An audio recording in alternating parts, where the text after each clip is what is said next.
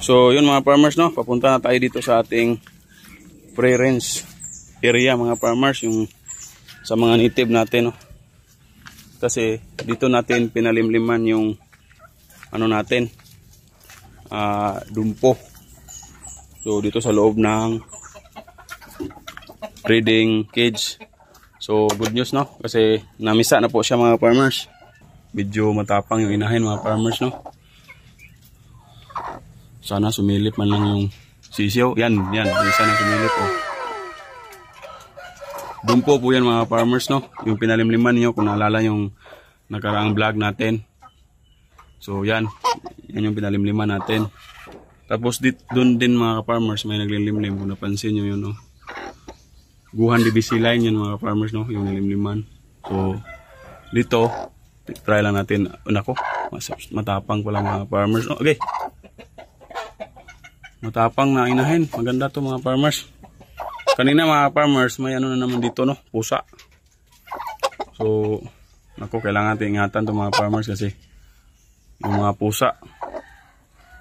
So may katapangan yung inahin mga farmers, yun, no. May isa din doon mga farmers, oh. Sumilip din mga farmers, no. Yan, dumpo yan mga farmers. O yan, may isa na naman mga farmers. Marami palang nag-hatch mga farmers, no. So maganda ngayon mga farmers.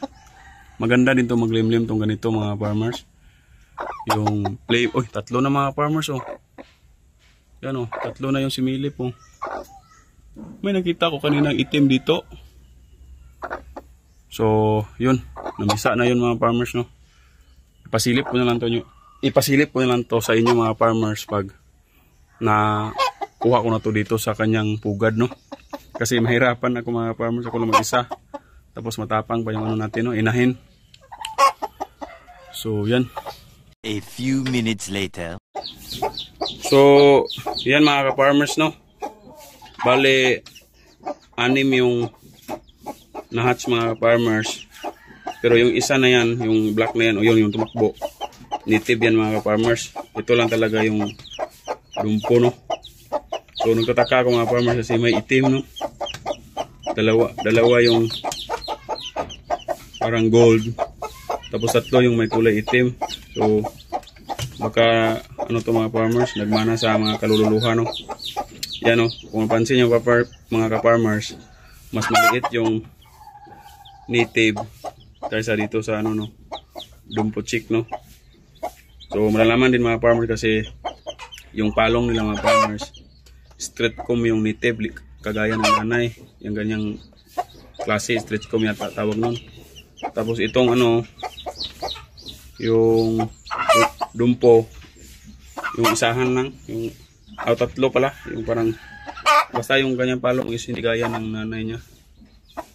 Nanay nito na native, yung nanay nitong dumpo mga farmers ay itong nasa ano mga farmers, kulungan. Kita ko sa inyo.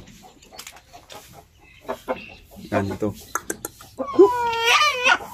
Para siya naglilimlim mga farmers, no, pero walang itlog na nilimliman mga farmers.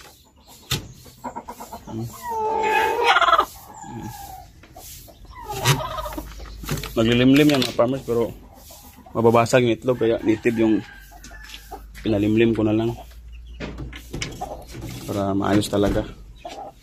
Tapos ano, ingat na lang tayo sa pusa mga farmers kasi nayari yung ano mga farmers, yung ibang manok ko nayari, yung mga sisiyo ng native nayari sa pusa.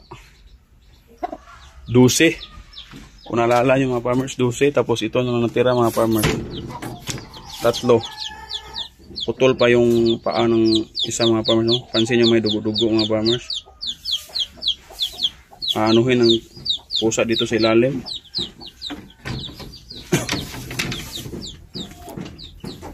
Kaya yan, nilagyan ko muna ng plywood, no, para may kunting depensa. Tapos may nanay, pwede niyang matuka yung pusa. Yan. Uy, ako. Sige, lagyan ko muna ng pagkain mga farmers, no? So yan mga ka-farmers, lagyan natin ng patuka, no, Yung nanay yung kumain mga farmers. Gutom na siguro yan mga farmers kasi 2 araw yan walang babaan, no? So ganyan sila mga farmers, no? Pag malapit nang mag-hatch or magsisimula nang mag-hatch yung mga sisiw, yung itlog. Ayan, no, mga farmers, wala na yung babaan. Kasi dipinsa din sa mga mga predator mga farmers, no?